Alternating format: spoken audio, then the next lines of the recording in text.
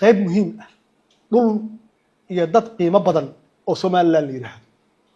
ma iyagoo maqan yaan dastuur dhamaystirnaa haddayba sheeganayaan dib iyo eedo sheeganayaan oo loo baahan yahay inta la fariisto oo la xaalo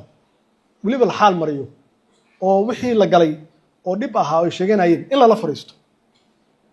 hadda haddii annagu aan waxayna qaadano oo duuduub ku qaadano shanta dowlad goboleed iyo annaga maxaa iyagu soo haraya maxay u qaadanayaan marka haddii iyagu ay yiraahdeen banaankan ka istaagni annaguna ma validation yaan ku sameeynaa oo xaqiijinaynaa in ay banaanka naga joogaan sax maaha dastuurkan wuxuu dhamaystirayaa markay Soomaali oo dhan iswada ogolaato waa sax qoraalku waa noo fiican yahay laakiin iyagu naftigooda Soomaaliland waxay rabaan iyagoo laga talagelin de markaas waxay u ekaanaysaa in la sii fogeenayo marka senator ilaa Soomaaliland la helo anu waxaan qabaa dastuurkaani inuu iska ahaan doono sida uu yahay